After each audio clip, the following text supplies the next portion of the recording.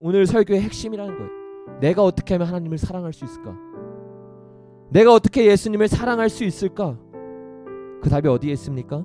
하나님의 사랑이 가장 크게 나타난 십자가에 있는 거예요. 내가 먼저 하나님 사랑할 수 없습니다.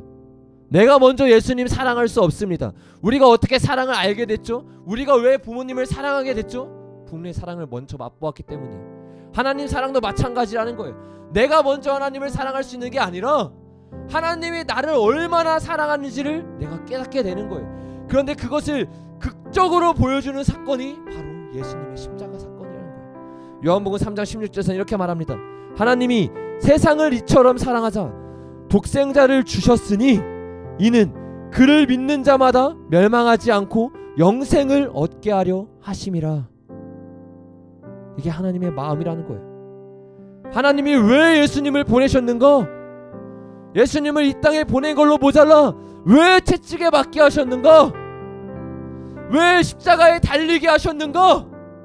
하나님이 세상을 이처럼 사랑하사 보내셨다는 거예요. 이게 주님의 마음이랍니다. 이게 저와 여러분을 향한 주님의 심장이랍니다. 여러분, 우리가 이 마음을 진짜로 알게 될 때 나는 빚진 자란 걸 깨달을 수밖에 없습니다. 우리는 이 십자가 앞에 섰을 때 내가 얼마나 큰 사랑을 받은 자임을 깨달을 수밖에 없어요. 눈물을 흘릴 수밖에 없습니다. 주님 앞에 회개할 수밖에 없습니다. 주님 앞에 나의 인생을 드릴 수밖에 없습니다. 그렇게 그 십자가 앞에 서서 이 십자가가 나의 십자가인 것을 깨달은 사람은 이런 고백을 합니다. 만왕의 왕 내 주께서 왜 고초당했나? 이 벌레 같은 날 위에 그 보혈 흘리셨네. 눈 울어도 그 큰 은혜 다 갚을 수 없네. 나 주님께 몸 바쳐서 주의 일 힘쓰리. 십자가 내가 처음 볼 때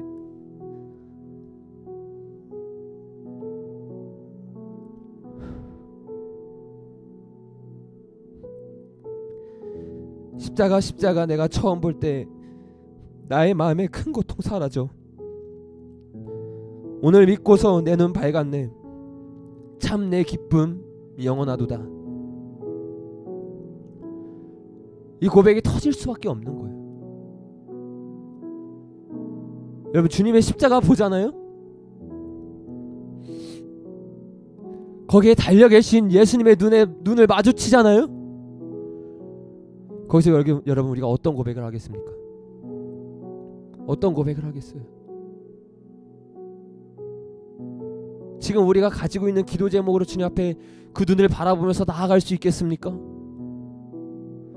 우리의 삶의 힘듦을 보면서 우리가 주님 앞에 나아갈 수 있겠습니까? 아니요. 우리 그 눈을 바라볼 때 이 찬송가의 가사처럼 고백할 수밖에 없는 거예요. 주님, 왜 나를 위해 고초당하셨나요? 주님, 왜 나를 위해 저 십자가를 위해 달리셨나요? 내가 뭔데?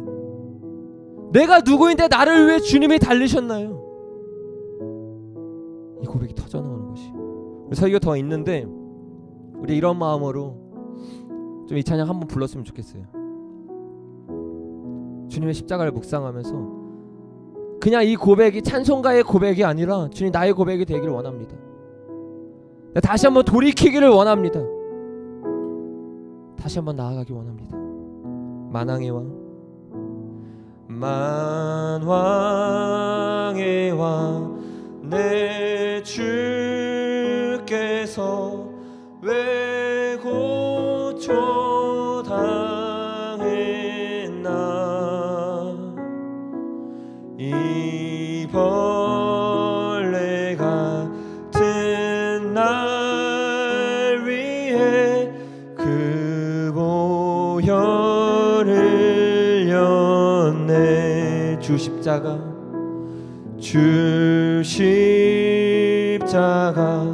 못 박힘은 속죄함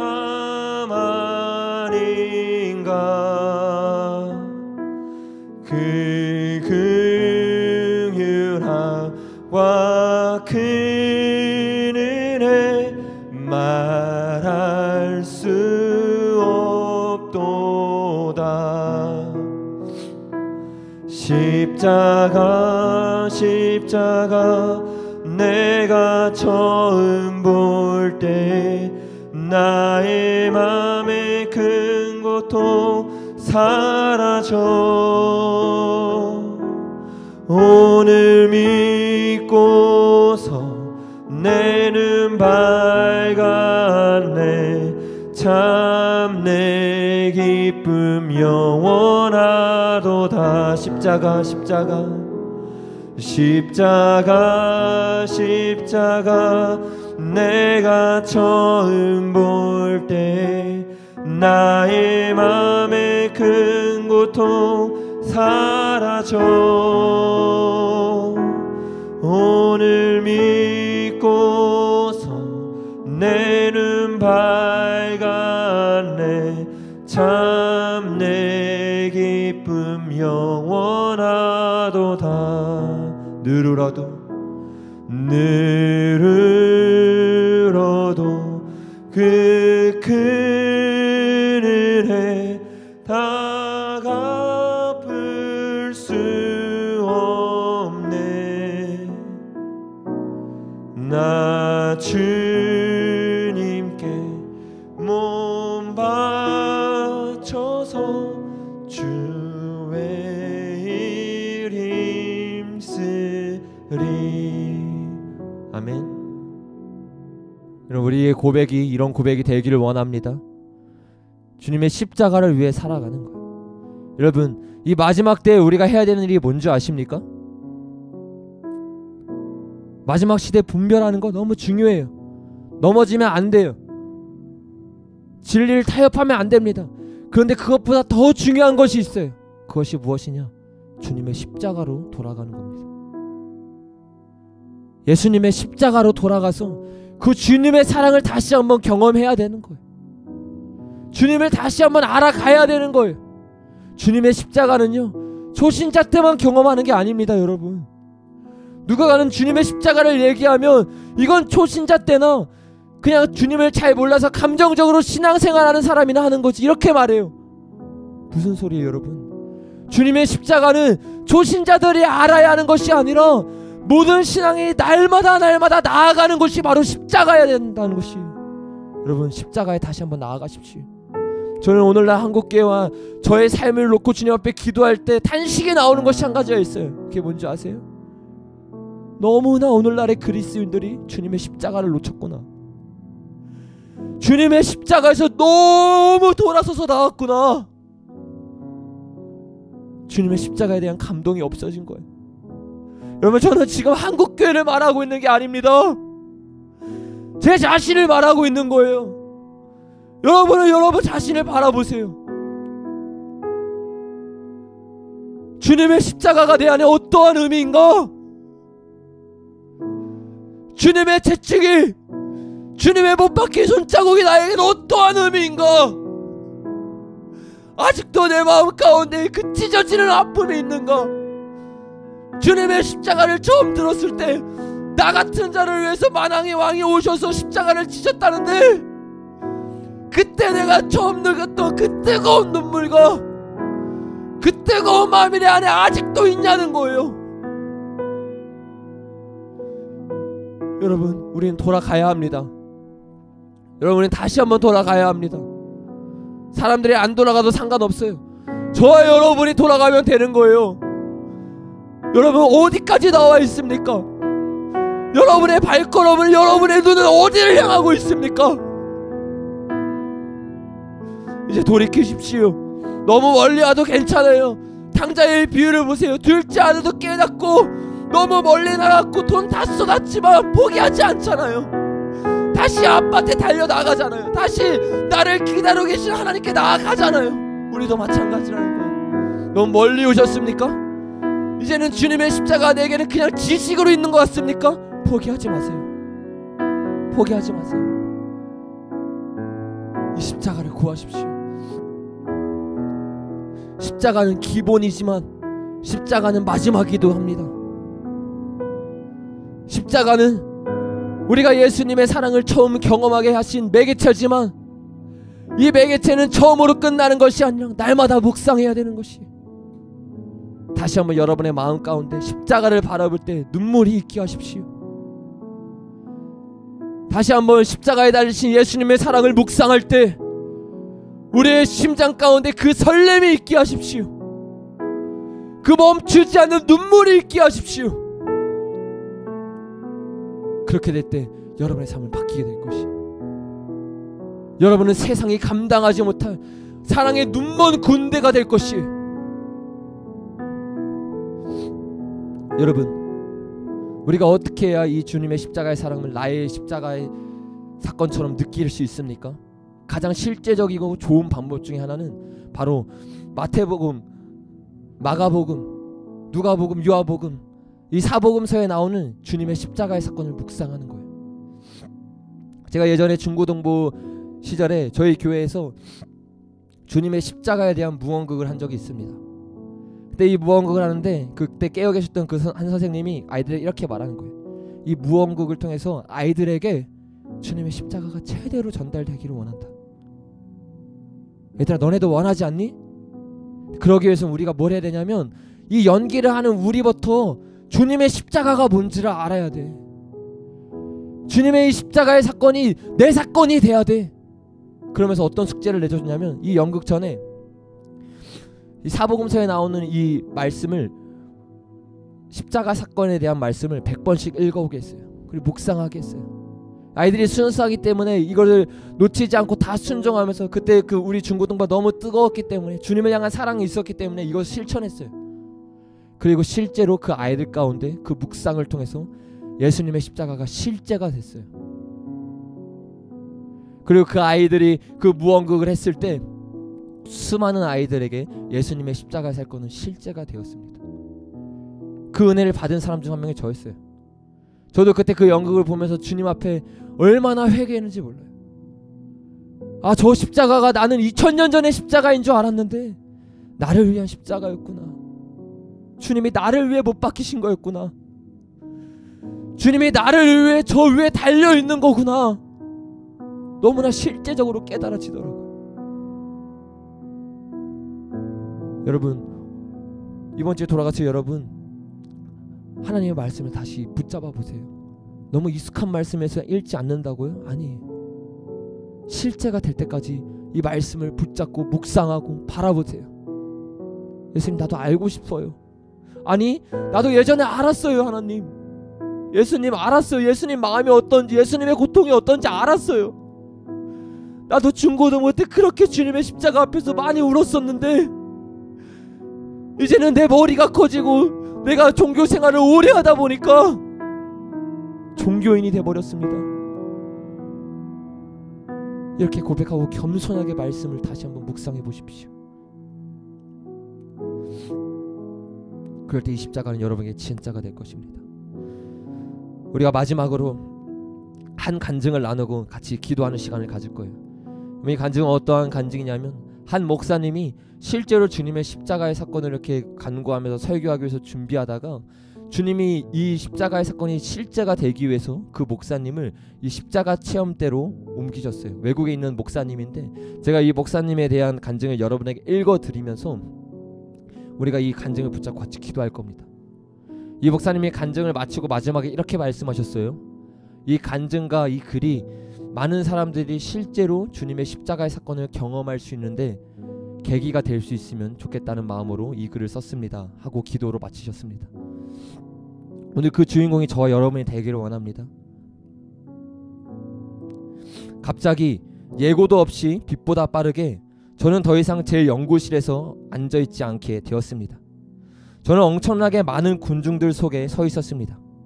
감기 가득 찬 눈을 흥기고 악으로 이를 갈며 일그러져 있는 그들의 얼굴을 보고 있는데, 저는 진실로 슬픔으로 가득 찬 누군가가 있음을 알게 되었습니다. 이런 일에 기절할 정도로 놀라면서 저는 이 장소로 이동된 그 속도를 이해할 수 없었습니다. 다음으로 한 것은 제가 저리 비켜 라고 욕을 하면서 소리치는 거대한 로만 군인들 곁으로 밀쳐졌다는 사실입니다. 그래서 제가 다른 곳으로 주의를 돌렸을 때 제 눈이 주시하고 제가 바라본 것은 그 군중들이 기다리고 있던 사람이었습니다. 바로 십자가를 지고 계신 예수님이었습니다. 저는 제 눈을 믿을 수 없었고 섬뜩함이 제 눈 전체를 관통했습니다. 저는 결코 그렇게 끔찍한 감격을 본 적이 없습니다. 그분의 온 얼굴은 머릿속 깊이 파고드는 매우 날카로운 목 같은 가시관으로 인해 상처로부터 흘러나온 깊고도 깊은 피로 덮여져 있었습니다.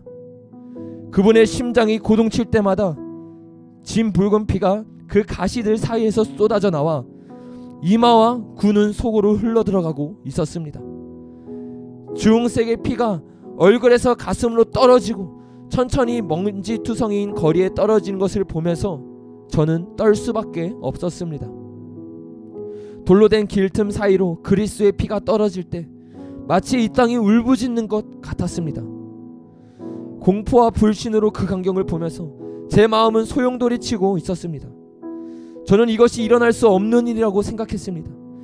이것은 예전에 일어난 일이었는데 그 순간 저는 그분의 눈과 마주쳤고 저는 제 다리에 모든 힘이 빠져나갔고 제 몸 전체가 돌바닥으로 강하게 떨어지는 것을 느꼈으며 제 경험이 실제임을 의심 없이 알게 되었습니다.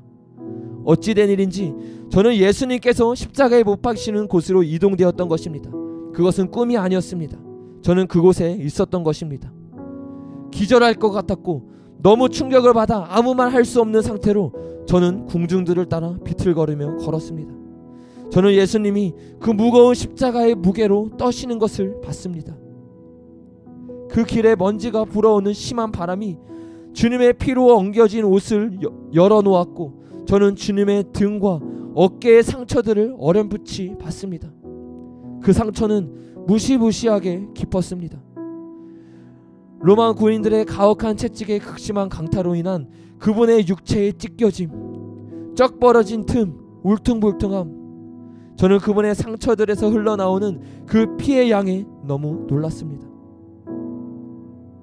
마침내 우리는 그 해골 골짜기의 정상에 다다랐습니다. 너무나 거친 군인들이 그리스도를 땅에 밀쳤습니다. 주님이 그곳에 거칠게 내던져지자 폭도들은 악마적인 흥부가 들뜸으로 끌어올랐습니다. 그들의 사탄적인 흥부는 악한 기대의 소용돌이를 일으켰습니다. 그러나 어떠한 저항이나 싸움이 없이 그리스도 예수는 팔을 펴셨습니다. 대목이 박혀지는 위치에 그 팔이 놓이셨으며 주님은 부끄러움도 개의치 않으시고 고통으로부터 주춤거리시지도 않고 기꺼이 그분 자신을 십자가에 못 박히도록 내어주셨습니다. 저는 주님의 손을 찢고 그분의 발을 뚫는 대못이 박히는 둔탁한 소리를 들었습니다. 마치 모든 장면이 천천히 하나하나 보여지는 것 같았습니다.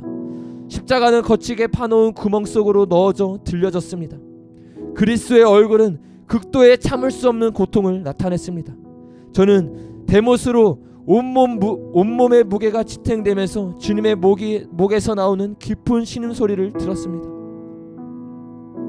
저는 결코 심장을 부수는 이 순간에 너무나 힘들었던 소리들과 장면들과 냄새들을 잊지 못합니다. 마치 시간이 멈춘 것 같았습니다.